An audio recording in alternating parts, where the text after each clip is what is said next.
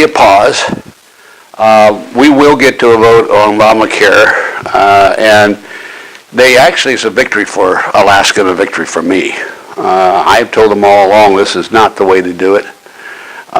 We're doing it very much like the Democrats wrote Obamacare, and it didn't accomplish the goals that I wanted to accomplish, and it probably would have hurt a lot of my Alaskan people. And it's still, because Obamacare hurts mostly in those that are, I call the beginners, that have to pay and have to buy insurance, and their premiums are extremely high now. We only have one server in the state, and nothing in this new bill addressed the real problems of health care. And I kept telling the speaker that, and they did give a couple concessions, the so-called amounts of money that they were going to set aside. $100 billion would be available, but it was to remote areas with less population.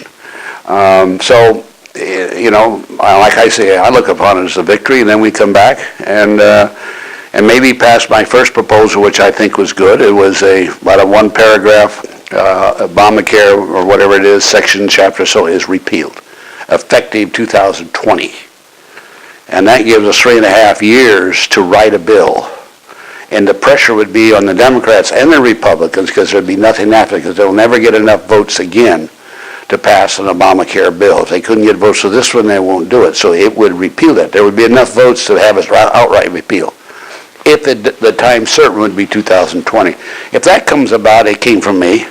But that's always a question, because there are a lot of people who think they're brilliant, and so we'll see what happens. Do you think the president and the speaker are willing to take this up again? Oh, I think they are. I mean, this is, the pressure will be in the next election, and people beginning the pressure. If they show that there is a group, and I envision this, that we work with the Ways and Means, we work with Commerce, but I would have a special ad hoc group of people who know what they're talking about on health care, including the provider, the consumer, the insurer, the whole gamut. And they would be like a commission working with those two committees so they could do the research and make sure that we can solve these problems. But you'll never, I remember I always said before, you can never repeal Obamacare. You can't put toothpaste back in the tube. And that was my saying, and now people are using it. You just can't do it. And so with this time and the efforts are put forth, and the incentive again will be, in fact, that the whole thing goes down the tank 2020. And that happens to be a presidential election year, so that's going to be fun to watch. So do you think the answer then is a bipartisan bill? Oh, yeah, absolutely. Yeah. The reason Obamacare failed, it wasn't a bipartisan bill. I'll never forgive Nancy Pelosi for that. Read it and find out what's in it, 2,400 pages.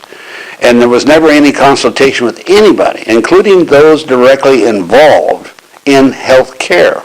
Neither one of these bills has ever talked about health care. They talk about providing health care. When we write this bill, why don't we address the issue of high cost of drugs? Why don't we address the issue of accessibility? Why don't we address the issue of over-federalization? And I was with a doctor the other day, and he told me the permits he had to get, 5 different permits, all the same language, but he had to fill them out, and he has to sign them. What's that got to do with the patient?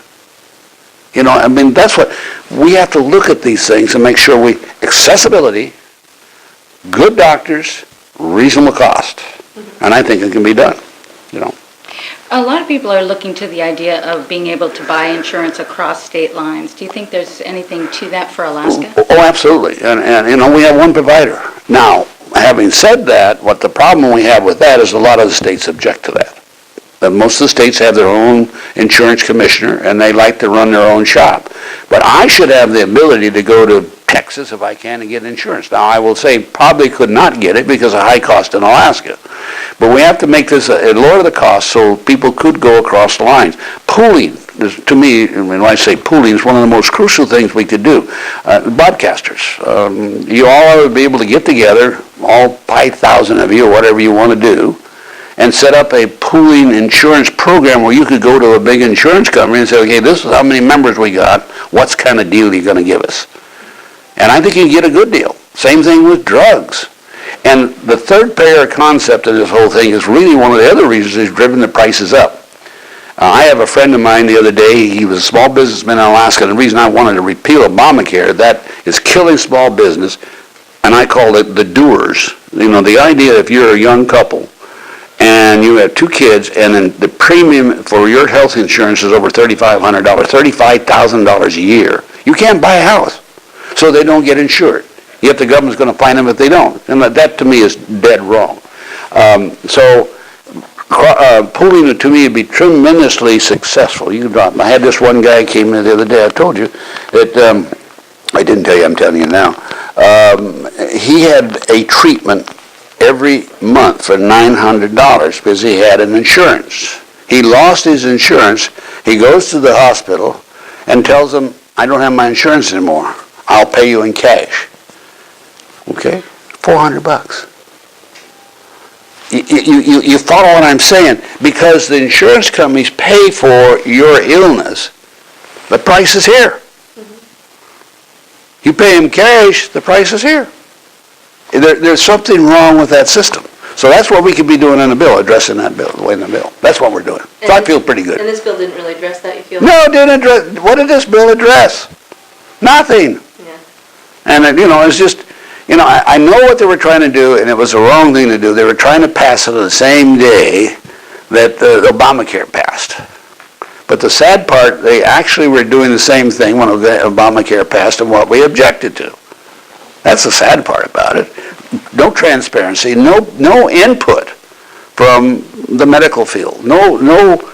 Okay, let's work this together. That's why I want this little ad hoc commission that will work with the two committees and we'll write a good bill. Did you tell that to Speaker Ryan? He and I have talked about this. But one of our problems is a lot of people that get into positions of supposedly power don't like to listen to anybody idea that comes outside of that circle. And he has a lot of people around him in that circle. And that's, the challenge. This is being called a huge humiliation for the president. Do you see it that way? Oh, no, absolutely not. I mean, why, and you guys are guilty of this, by the way. Why do you think the president, we have our job to do. And the president the other day, worst thing he could have done yesterday is say, well, I'm through negotiating, I'm not going to talk to you anymore. Don't do that. I don't care. Let us do our job. And that's what we should do. And the president, it's no humiliation of the president. If there's anybody humiliated, I would say that all of it is the people. Because this Obamacare is not working. And what we have to do is take the parts that might work, like, pre-existing conditions, pooling, cross lines, put that together, and then look at why high cost of health. And we have to write another bill, and this is part of it. Part of that bill has to be part of responsibility of individuals. There ought to be an award, if you're not a drinker, to be able to get cheaper health insurance. They say, well, there is, not enough. You don't smoke, you ought to have another break. You keep your weight down, you have another break.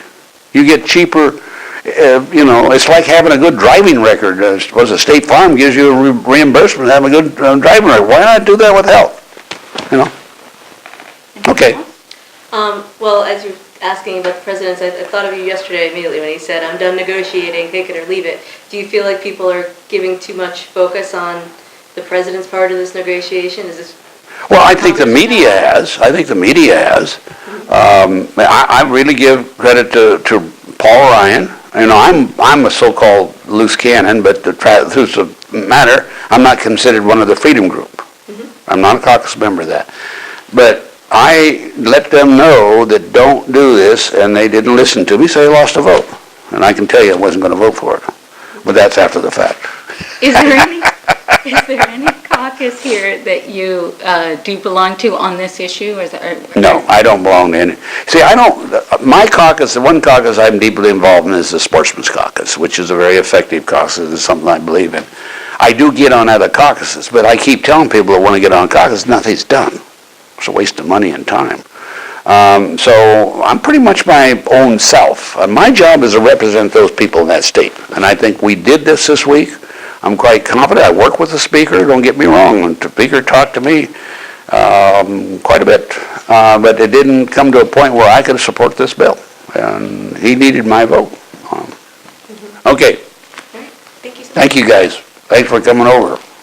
Thank you.